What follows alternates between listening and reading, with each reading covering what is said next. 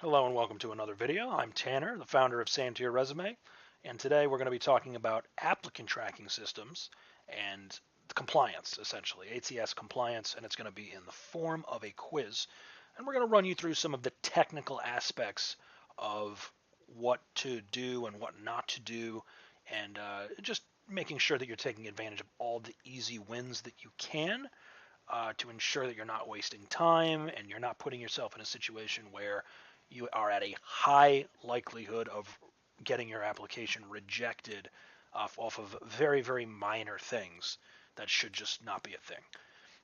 So we're going to run this through. This is a very quick ATS compliance quiz, and our hopes is when you're done, if you didn't score 100%, you will be able to score 100% once you fix everything.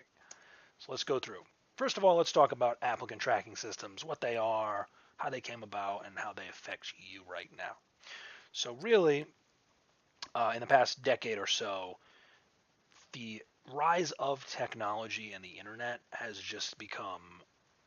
had a massive impact on the job market and how job seekers apply for jobs. Just due to the rise of these centralized hubs such as LinkedIn, Glassdoor, Indeed, these sorts of platforms have created a scenario where you, as the job seeker, now have access to dozens of jobs very, very quickly and easily, and you can apply for these jobs faster than ever before. I mean, there's still a tedious aspect to it, but certainly faster and easier than ever before. You're not driving anywhere, you're not calling people. It's all done online. You can do it at home. Now, this is a double-edged sword because, on one hand, yes, you're able to do that, but so can everybody else. And from the employer's perspective, this has just created a massive, massive increase in volume of applicants that they've received in the past decade. And because of that, they're now employing things such as applicant tracking systems to filter, score, and rank your application. And it's essentially created another layer that you need to penetrate in order to get a job interview. And it's made things more automated, and it's created a situation where things are less personal. Um, Things are still a little personal, but certainly this is a whole nother beast that people don't even know exists that you need to know about. So let's go through this here.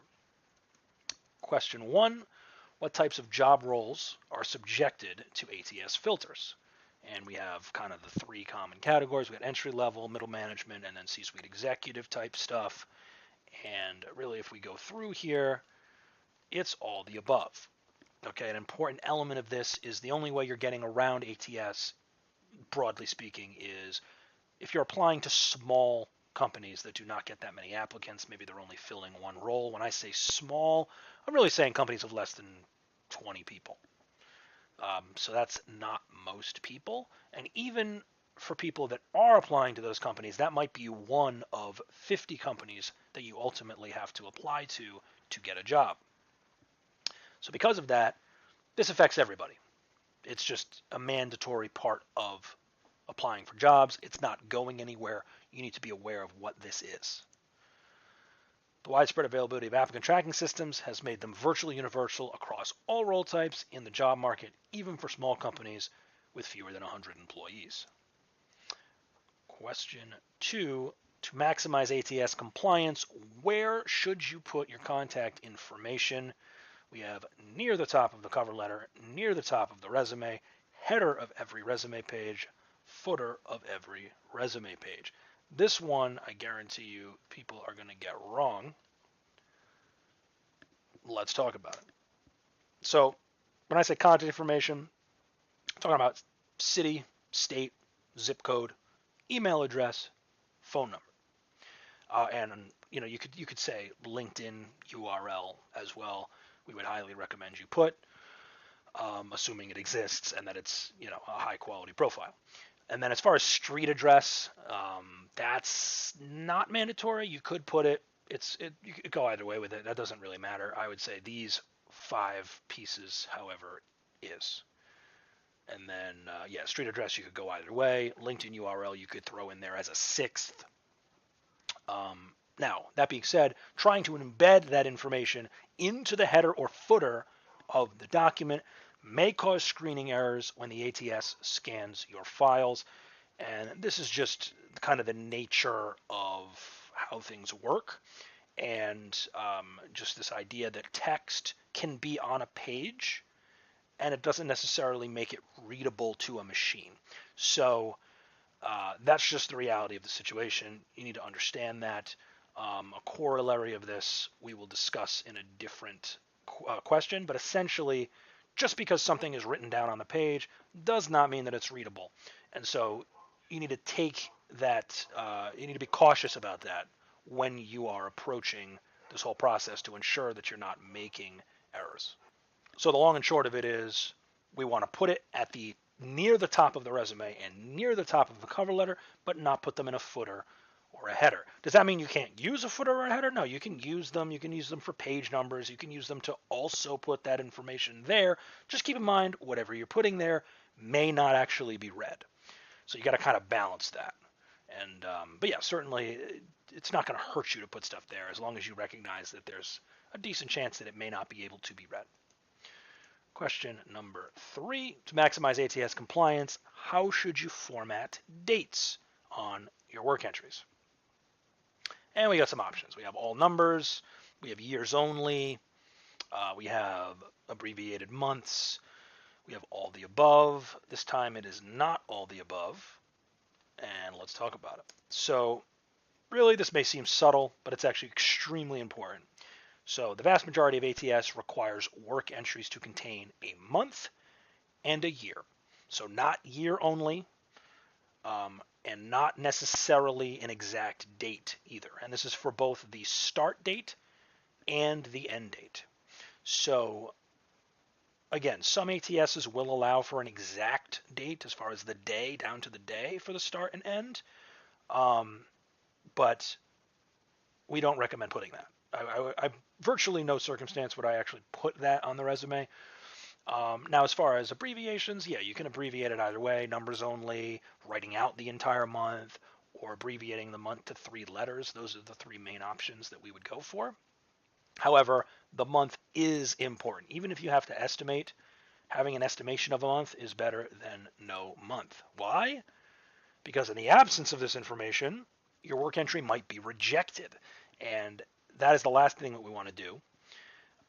Because if your work entry is rejected, then worst case scenario, your entire resume might be thrown out just because it couldn't fill that cell. Or even in a best case, if that work entry is rejected, then you're going to be automatically flagged as having a gap in employment, even if that's not true, because again, it's just, it's computers, it's systems. They've identified that they've had to throw out that work entry, and now they're saying, okay, well, based on the dates surrounding this work entry, it would appear that you didn't work for this period. And if you, especially if it's a job that you held for 5+ years, that's a huge gap in employment, and that's going to be flagged as a net negative on your application. And again, the employers aren't doing you any favors. They're not going to email you and say, oh, hey, you submitted this application, and yeah, I think you might have a gap. What's going on with that? Or, oh, we couldn't read this thing. They're not going to do that. They're just going to throw your application out. They're going to never call you, or they're going to reject it, and you're not going to know why necessarily.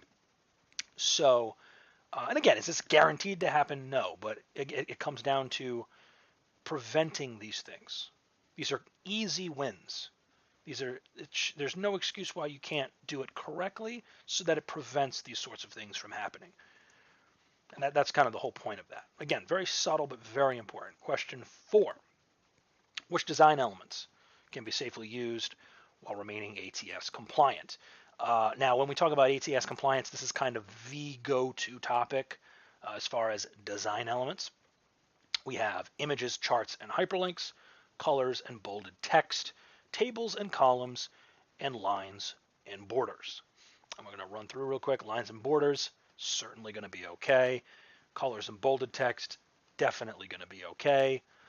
Tables and columns, it's a bit of a debate. Santerre resume here, we would say it's okay. It's probably like got a 95% acceptance rate. So you're taking on a little bit of a risk when you do that, but Yeah, wouldn't overthink that one too much. Tables and columns, broadly speaking, very okay. Images, charts, and hyperlinks, not okay. So, while it's tempting to try and stand out with a unique format or weird style, these strategies often do more harm than good. Specifically, images, charts, or active hyperlinks run a high risk of being unreadable and causing the entire document to be rejected. Again, it's this idea that employers are not going to do you any favors. They have hundreds of applicants in most cases. If they can't read something automatically, they're going to quite often just move on because they're not, and generally speaking, they're not going to have a compelling reason to try to stop everything and dig into the details and figure, you know what I mean? They're just not going to do that. They're going to throw it out and move on. So don't give them a reason to automatically reject your resume. And again, this is just part and parcel with penetrating the ATS and complying with it.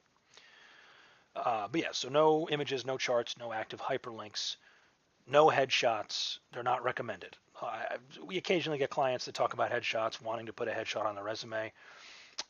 Broadly speaking, we're talking 98% of cases, putting a picture on the resume, even your headshot, is not recommended. That's what LinkedIn is for. What you look like isn't particularly relevant to your qualifications, and again, it just runs the risk of getting the entire document rejected. And it's just not standard practice. For some reason, some people think it is. It's not. Doesn't mean you can't get away with it in some niche circumstances. We certainly have done it in some niche circumstances, but as a standard default, we would not be doing that. And now again, some clarifications.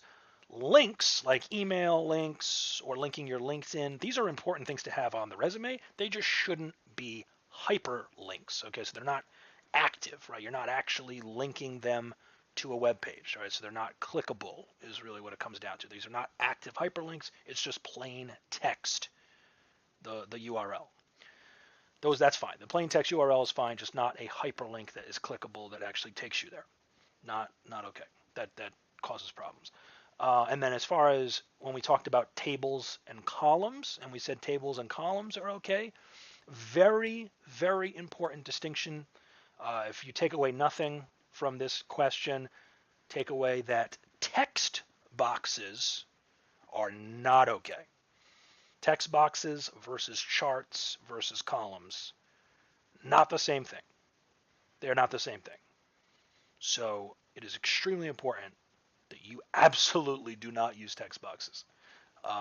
Because, and I say this because if you were to Google standard formats online and you just try to find free resume formats to use, they generally fall into two categories. You got some that are very, very plain in general and not particularly useful. They're okay, but they're not anything special. Or you have ones that are a little too fancy and or they are text box based, meaning virtually the entire thing is built using text boxes. These are not okay. They're just frankly not okay. When you have a text box based document and you turn it into a PDF, the text becomes not readable by most ATS. So again, if you're confused about the difference between charts and text boxes, just Google that. We can't go into that detail right now, but suffice it to say, text boxes are a no-no, but you see them everywhere when it comes to finding free formats online, so be careful. Doesn't mean that you can't use formats that you find online, but quite often you would have to recreate them without text boxes, and that can be a heavy task. But yeah, moving on, we got question 5. When optimizing your resume for a specific job search, where should you put the keywords? We have top section of the resume, individual work work entries, the cover letter, and all of the above. This one's fairly straightforward. This is going to be all of the above. And really what it comes down to is when it comes to keywords and keyword optimization, the more the better. Many ATS take into consideration the location, like where they are on the resume, frequency, and context of critical keywords when ranking applicants.